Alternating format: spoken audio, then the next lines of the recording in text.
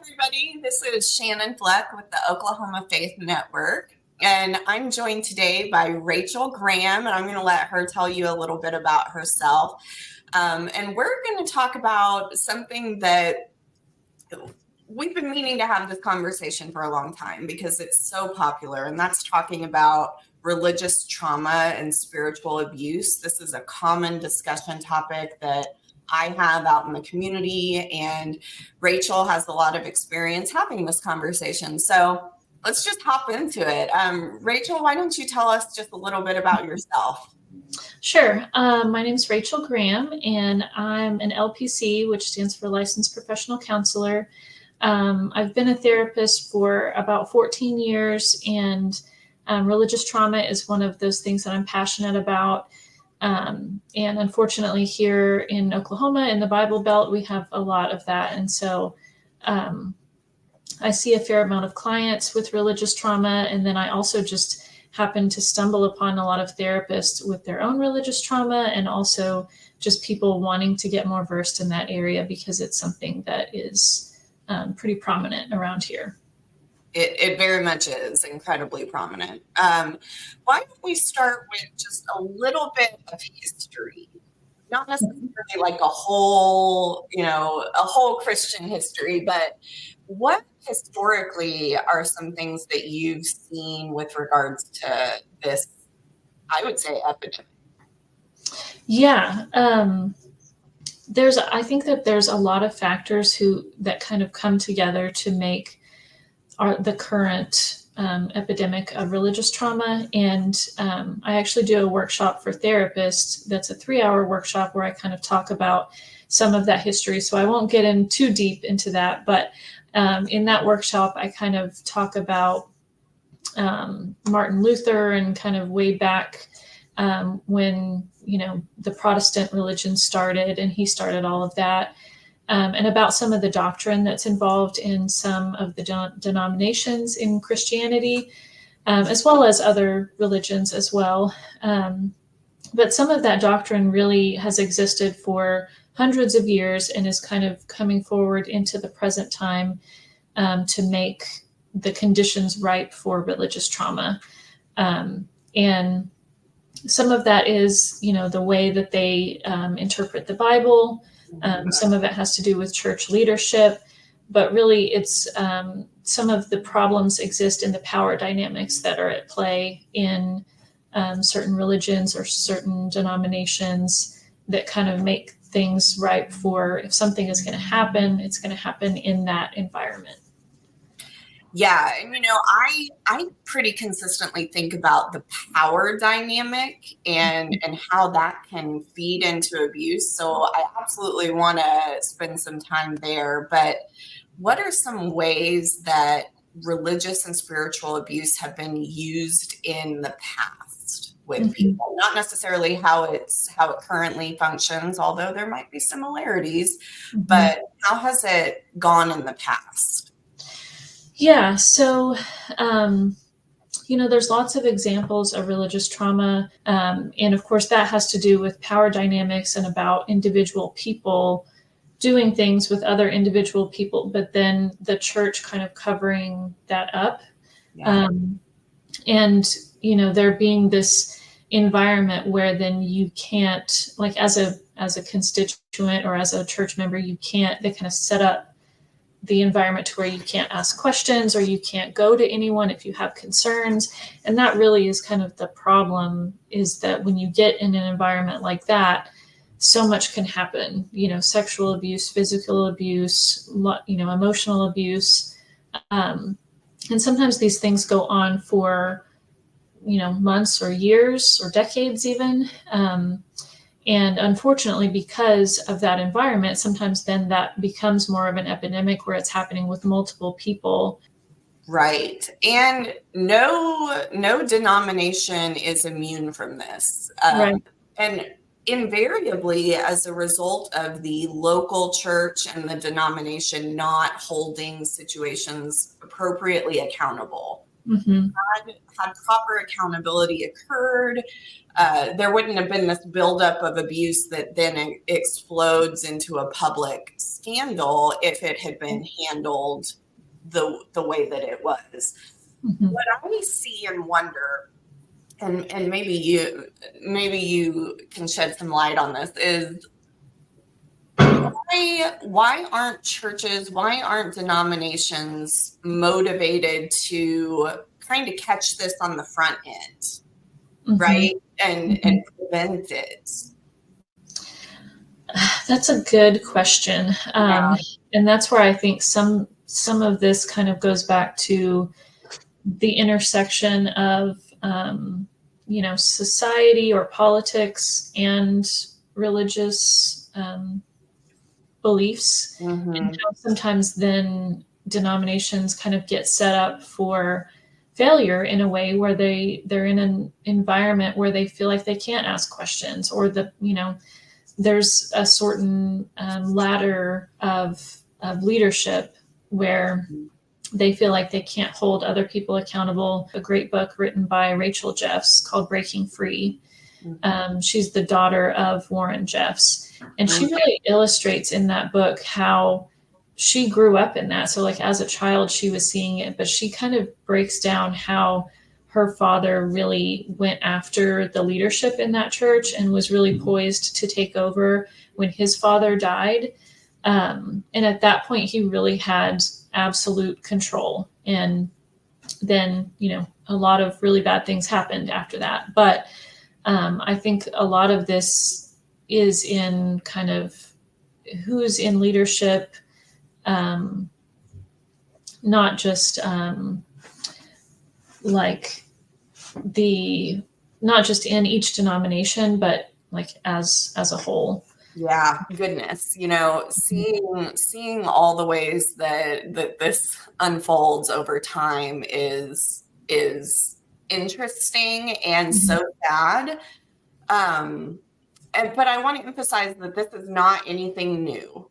It is very much baked into the bread. So let's talk a little bit about, let's get a little bit more into that power dynamic. What are the elements at play when abuse and trauma is occurring for individuals?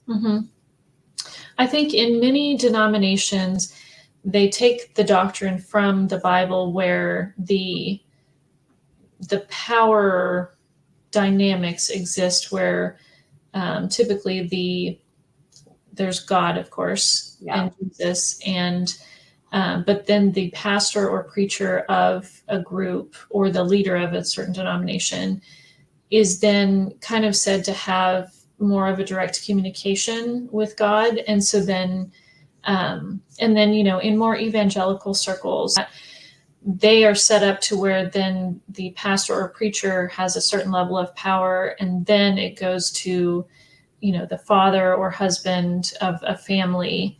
And so then typically, then you get into a situation where a lot of, if, you're a woman or a child, there is no power to be had. Like you're not anywhere in that lineup, unfortunately. Even sometimes other men that are not the pastor or preacher or not married sometimes have more say in certain things. But it's really, the doctrine is really set up that way so that if you are a member of the church and you're a member of a family, then you're really far down on this kind of rung of power, to where then it's very difficult to ask questions. It's difficult to express concerns. If there's something difficult happening in your family or in the church or with any church leadership, because it's kind of set up in a way to where, someone else has more direct communication with God than you do. Yeah. And as I'm sitting here listening to you, I'm hearing patriarchy, patriarchal structure. It's the men who hold it. Yeah. And that's really unfortunate, but it's a very real fact that exists in a lot of church history, pretty much across different denominations. in different religions. I think it's important to remember that the church as it exists right now is a man-made entity. Mm-hmm.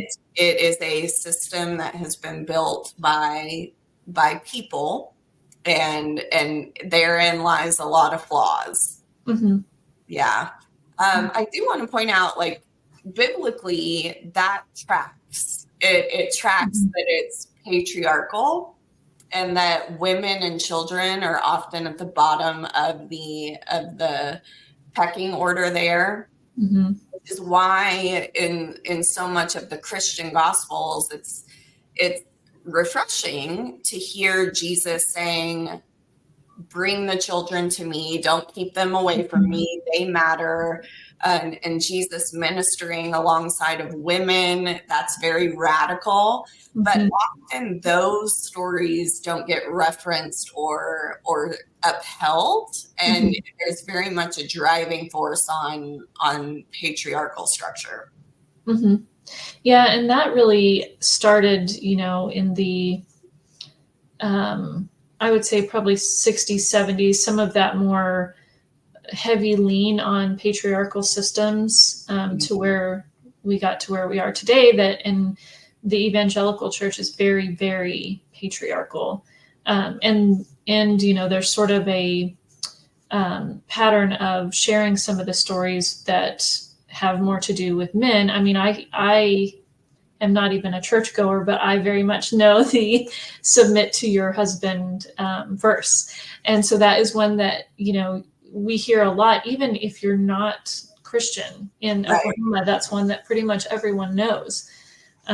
But, it's right there in the Bible alongside lots of other verses, like you mentioned, that are, that don't have to do with that stuff. Yeah. And as fun as it would be to go off on a rabbit trail and exegete why all of those scriptures are problematic, I will not. So that's taking a lot on my part today. Yeah. But getting to what spiritual abuse and trauma is looking like today, you mentioned that the 60s and 70s saw an emphasis in kind of doubling down on these patriarchal systems. I hear a lot from people about the you're not supposed to ask questions mentality. So could you talk a little bit more about what does it look like today? What are people experiencing today? Yeah. And I'm kind of referencing some of my notes here. There's a great book called Traumatized by Religious Abuse, and she kind of goes through lots of different signs. And so, the first one she mentions is you've been told not to question religious leadership. And that's really because of the pastor being the closest link to God, and that in some ways they are supposed to be more infallible or less flawed somehow, or know something that the rest of us don't know, maybe. And so the environment really gets set up in a way to where you can't really question. Another one that she mentions is you've been told not to trust yourself. And I know for myself, growing up in the Church of Christ, that they didn't necessarily teach it that way. What was taught very explicitly in the church that I grew up in was that doubt is a sin. And so then, any doubt really of what you've been taught, of what's been said in church, of any Bible verse. And really, they taught us also very explicitly that you don't use logic, because that's your own human logic. That's not the Bible. That is not what God said. And so those are definitely some signs where, again, these things get set up long in advance, to where then, if you're getting older as a kid or you're an adult in some of this, it just doesn't seem natural that you would ask questions, or that you would have any doubts, or you would want to ask some of the tougher questions, because you've been taught maybe for a long time that any doubt is a sin. You don't trust yourself because you're only human after all, and things like that. Wow. So, okay, I did not grow up in an evangelical world. I did not have this experience. So I have this dialogue with people, and I'm truly just a listener wanting to hear the experience. But um, being told not to doubt and not to trust your own logic feels really abusive. Mm-hmm. That feels like an abusive relationship. Mm-hmm. And I think that's where a lot of people, I know a lot of clients and other therapists and people that I've spoken to just kind of out there in the world, if you grew up in an evangelical church, then like you just, that was part of the teaching, was that you don't question that. And so, and also growing up, you know, if you grow up in that church, then you're being taught these things as a 3-year-old, a 5-year-old, a 7-year-old, at the point where developmentally, psychologically, you don't question any of that. And you just think this is the way that it is. And so I know from firsthand knowledge that, of course, I never saw it as abusive or an environment where you couldn't ask questions. I just grew up knowing, don't ask that question. Don't, don't question the preacher. Yeah. Wow. Okay. You can really see how when things are set up like that, how bad things can unfold. Not necessarily always, but it's certainly creating a scenario that that's teeing it up very nicely for things to go awry. Mm-hmm. Yeah. And so, yeah, a couple of others, signs of religious abuse. And some of these are, sort of no-brainers, so to speak, like you've experienced sexual advances by religious leadership. Of course, that makes total sense. But like we're saying, some of these other things that are a little less obvious set it up to where then by the time it gets to that, and usually there, especially with sexual abuse, there's some grooming involved where maybe they, it's more of a conversation at first, or you have some alone time that is more appropriate. And some of these things get set up to where at the end of it, then you're maybe realizing that this is really inappropriate or that this is sexual abuse. But at the time, most people in that world have really difficult time seeing it as abuse, because they've been taught for so long that that this person would not do you any harm, that they're the closest link to God, that they're the most God-like or Jesus-like person you know. And so by the time it's actually happening physically, it's really like there's so much cognitive dissonance for people, I think. And same thing with, physical abuse or neglect. There's stories, around the metro about churches that were making people work, 14, 18 hours a day without pay and things like that. And again, like if you are just in this and you've been taught all these things, you don't know to question these things that then later seem more obvious, but at the time, that's really difficult. Yeah. So a part of me, I just want to know more about what are people experiencing mentally and emotionally as this is happening?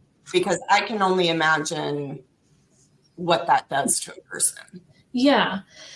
And again, I think it really depends on the environment. It depends how long the person has been in the system.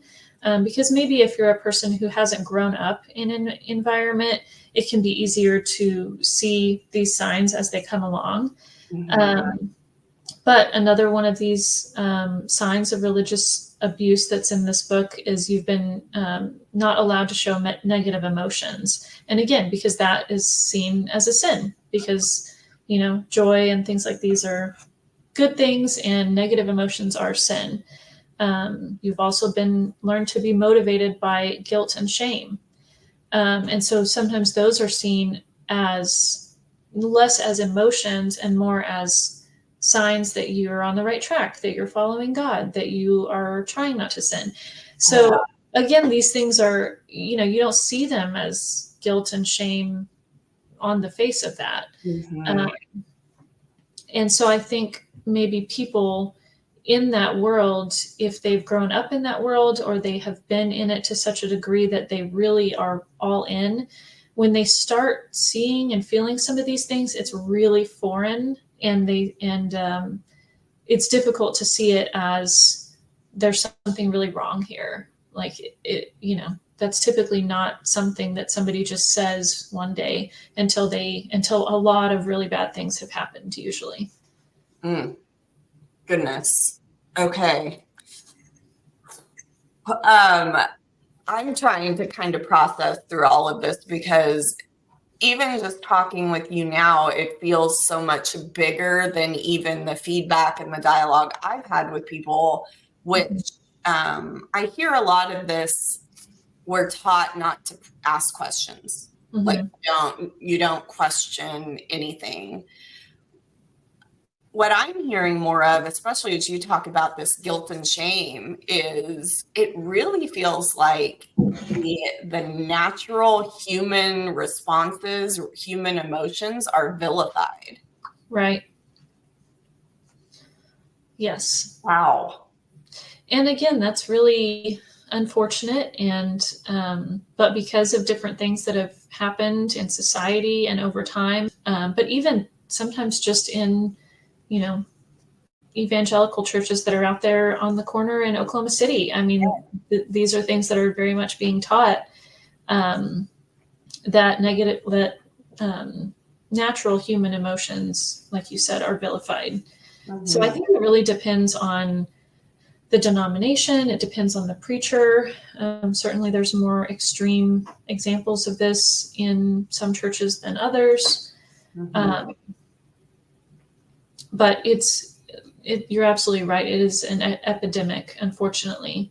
And I think a lot of people, if they've grown up in it and they don't know anything else, it's really difficult to question any of that until more serious trauma has happened sometimes.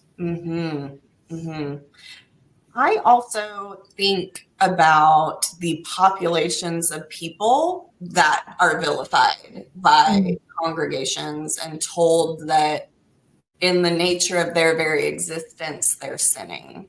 Oh, absolutely. For example, women in leadership. There's not a week that goes by that I'm not told I'm sinning and terrible because I'm engaging in ministry as a woman. Other populations, our LGBTQ community, are often told and regarded as sinful and shameful. And what does it do to somebody's personhood when their faith tells them that they are sin? Not just that like an emotion is sin, but your existence is sinful. Well, as you can imagine, it does terrible things to that person's identity, or that side of them, that part of them. And again, I have firsthand experience of that growing up in the Church of Christ. We were very much taught that, any member of the LGBT community is bad. And even some groups that you wouldn't necessarily think of, I suppose it's a little bit natural, but I mean, I grew up thinking that people who were atheist were just terrible, evil people. And that kind of rocked my world when at 2021, I met some very nice, kind, generous people who are probably the closest people in my life now, today, still. And that for me was kind of a turning point, because it gave me so much cognitive dissonance that then I did start to question all these other things that I had learned. But it really wasn't up until that point that I started to question things for myself. But at that point, my identity was so much around some of these things that I had learned. And so absolutely, it is difficult, I think, for particularly women, or if you're any kind of sexual minority, it can be very difficult even to fully identify as that. Like, I know my identity as a woman was not strong, as an 18-year-old. And now I, am much stronger in that. And that's much more apparent in my life, I suppose. Yeah. I have also seen that on the mental health side, when a person is rejected by an entity that is supposed to be holy and godly, Mm-hmm. there is a lot of suicidality. Mm-hmm.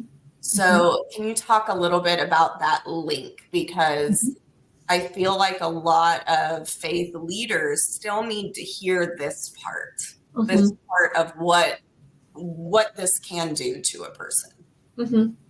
Yeah, I think when the doctrine is set up in that way, that all these things that you're taught, that if you don't believe a certain way, or if you are not doing a certain thing or acting in a certain way, that you are sinning, that you are bad, that you are the problem, then you very much start to believe that over time. So that by the time this gets, months and years down the road, people really start to look at themselves as, there is something wrong with me, because I can't fit into this box that has been laid out for me. There's something wrong with me. And so, and of course, that just really leads to a lot of problems with identity and suicidality. And it's very difficult to lead a healthy emotional and mental life if you just think something's wrong with you all the time. And it's very difficult, even once you've come out of that world and out of that belief system, once you realize, okay, there's nothing wrong with me, it was this environment I was in. It sometimes takes months or years to repair that thinking as well.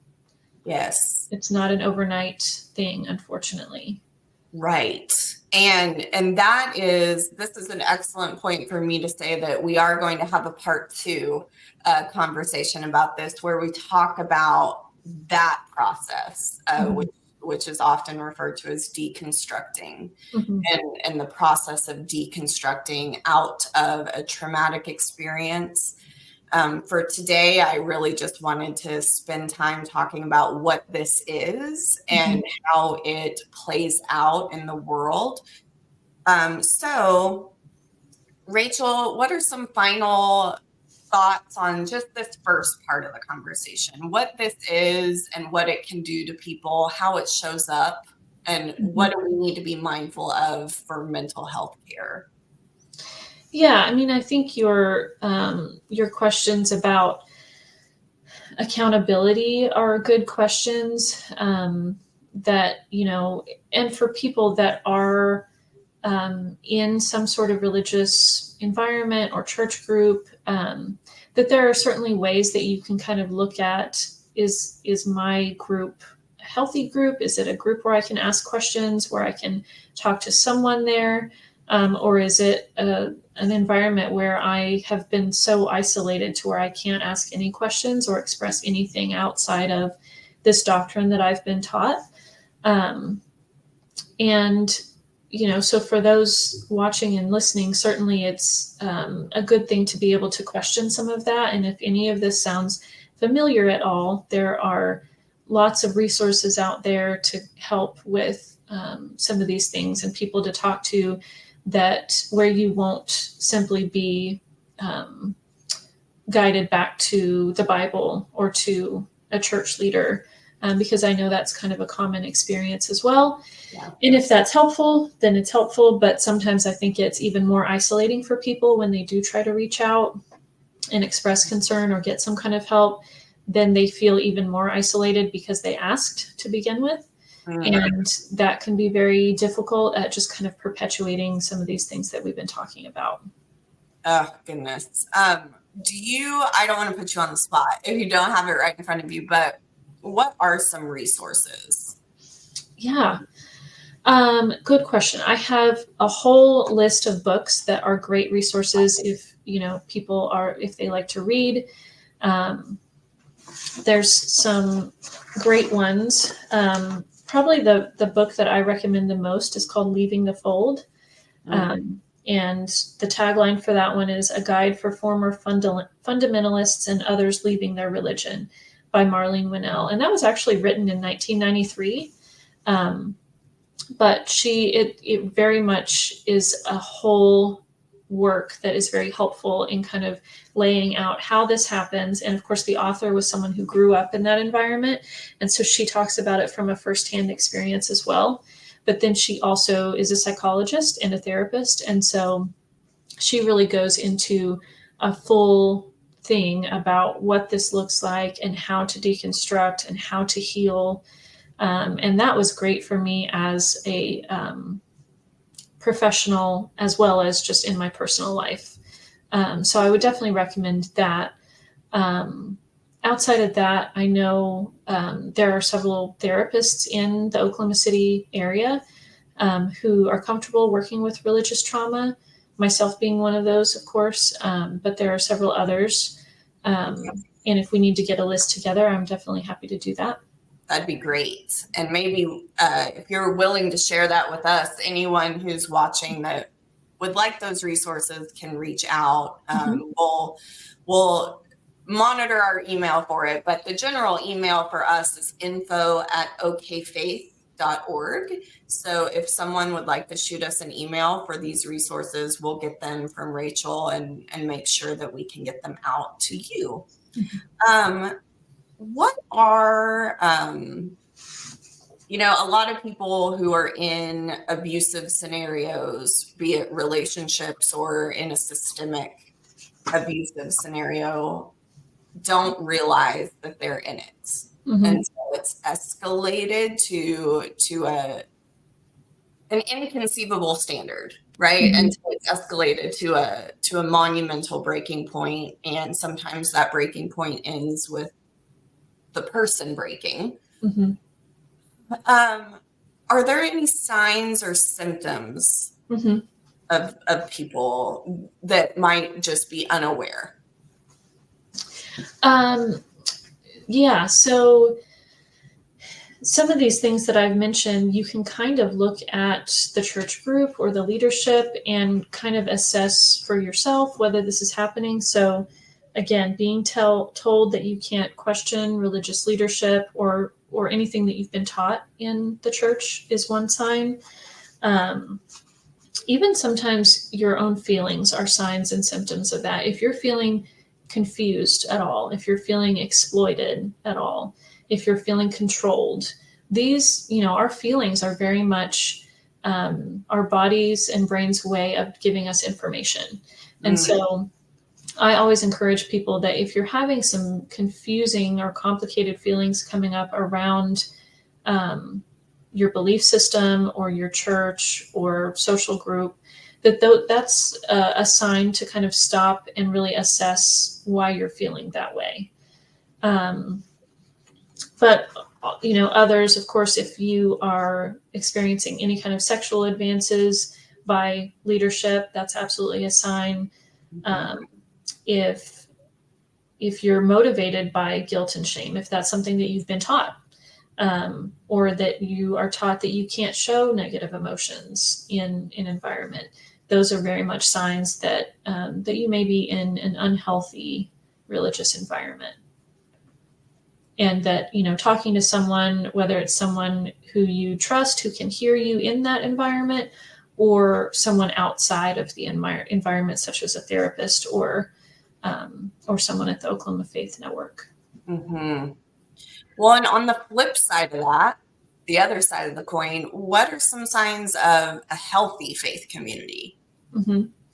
Yeah, I would say, validation and acceptance of different feelings, of different beliefs, are signs that, if they're not, basically, if people are okay with you having your own thoughts and feelings about certain things, that is a good sign of a healthy community and a healthy group.